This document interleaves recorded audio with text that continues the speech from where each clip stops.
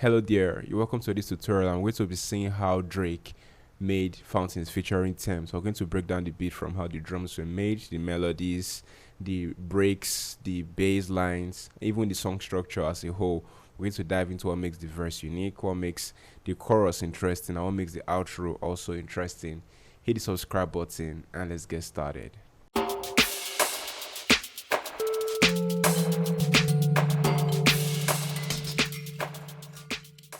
Before we get started, you can get this project file from my Telegram community by simply clicking the link in the description below, and it's going to take you directly to the project file where you can download and then hopefully join the community where we get free monthly masterclass, kids loops, and so much more. You can have one-on-one interactions and send your beats for review or even ask for help and tips.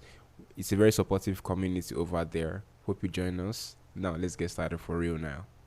All right, so we're going to hear how the beat sounds first, then we're going to break it up into different parts. So let's listen.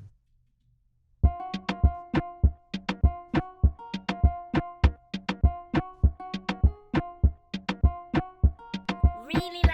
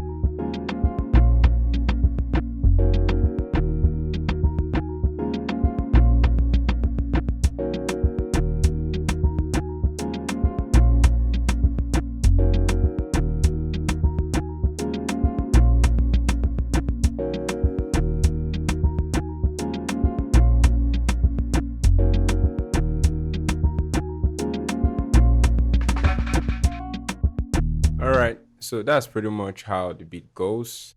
So we're going to start with drums. Let me solo this right here. Right click this. Going to solo the drums.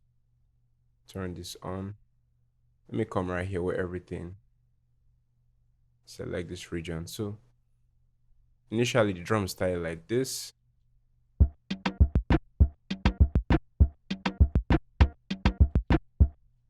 So the drums is really simple, nothing complicated going on here, just the regular 4 bounce kick. It went all the way 4 times, then with some snares. This is layered, and then this also. Then I have a kick supporting this at the bottom right here, this kick.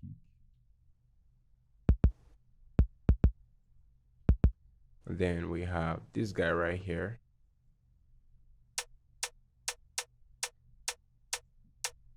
Very typical Afro bounce. So it just layered with the snare. So together, this is how they sound. Come to song mode.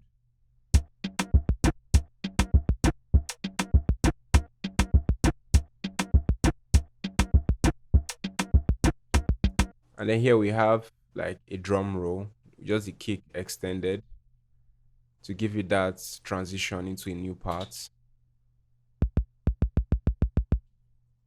So that is why at this point you hear something like this.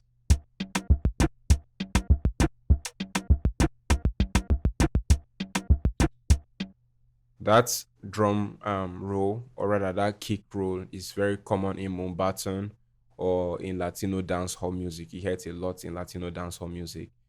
Sometimes you may not want to use a regular drum roll or a crash or a sound effect to signify something else is coming. So this is a subtle and interesting way to show you that something else is about to come in.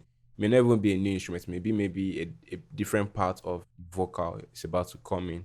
or just to add flavor to it. So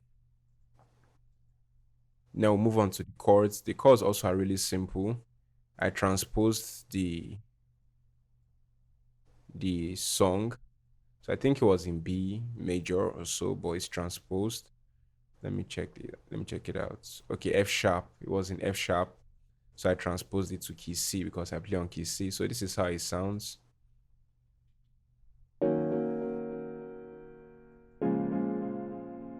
And I layered it with a piano. This is just a bell sound. The purity here is just a bell sound. Then it's layered with this piano sound right here.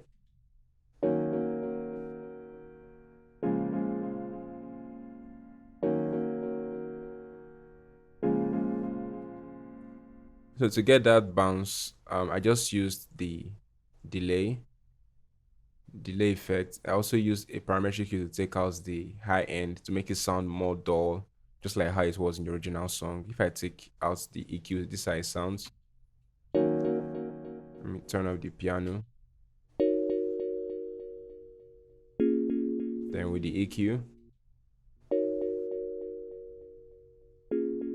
then that bounce is just the delay, fruity delay at 2 steps. Then it's just exactly the same effects with the piano from Analog Lab. Any piano will do just fine. It's not a special piano. It's still the same EQ cuts from the high end and the same delay. And then from these chords, we're able to get this melody right here.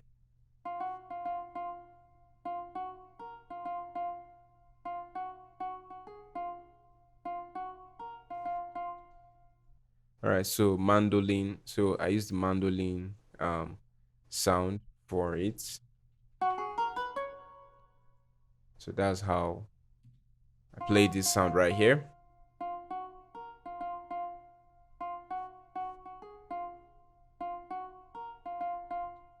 Here we have a part to support the hook and the bridge.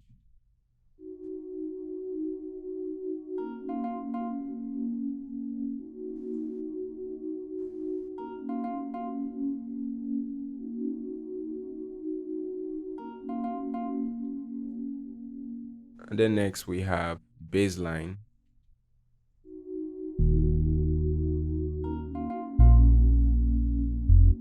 Now I did something that is a bit unconventional to get the bass as heavy as theirs. I couldn't find a bass that was as heavy as the one used originally in the song. So I combined two bass, but wait.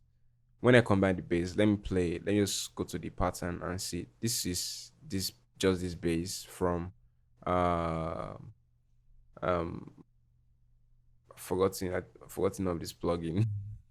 This is a stock plugin. I think this is harmless or so.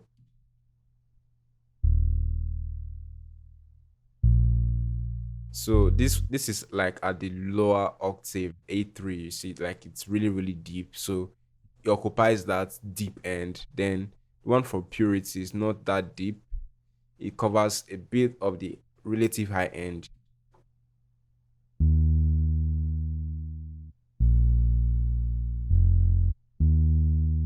So I was able to put them together and they sound like this. And then to make it easy, I also grouped them to the same mixer track and I EQ'd them accordingly, took out the collective low end so they don't cause any unnecessary rumble. And also I added a little bit of distortion to make it even much more grittier, just like in the original song.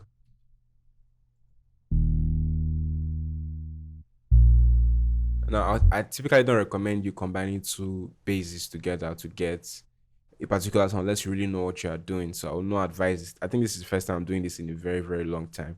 So, but I had to do what I had to do to get this bass sound. And then the next melody right here is this piano sound playing in the background just to add some rhythm from the hook all the way to the end of the song. It kept coming in. So let me solo that so you hear how it sounds.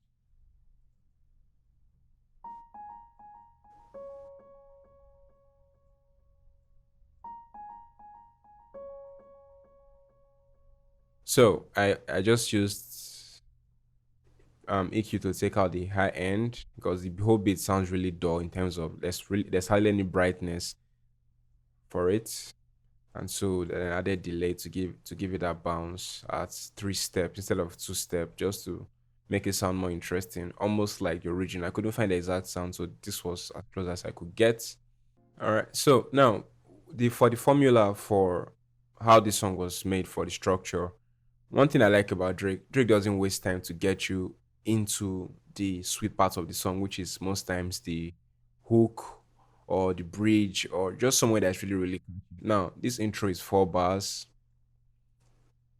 Immediately after 4 bars, a catchy melody at first to catch your attention, then a very simple verse, just about 12 bars. The verse is about 12 bars. Then here we have the hook. This is where Tems with the vocal effect and everything catches your attention, makes you feel like, wow, this is an interesting song. Then the hook, a very repetitive part, comes again. Then another bridge that is also just as interesting as well. So this region right here, from this hook bridge to the end of this verse bridge, is just a vibe completely. It holds you, like it makes you feel so connected to the song. And that's what Drake usually does for most of his hit songs. Then the second verse now became much longer. Second verse was like a full 16 bars for Thames. You can see the full 16 bars right here. Then back to the hook. That is back to the bridge, back to the hook, then an outro. Very simple song structure, but at the same time, very effective to make you catch onto the song ASAP. If you found this tutorial helpful, don't forget to leave us with a thumbs up and hit the subscribe button so that people that need this video can easily find it right here on YouTube. And also feel free to check out more of my videos that will help you level up your music making skills. Cheers.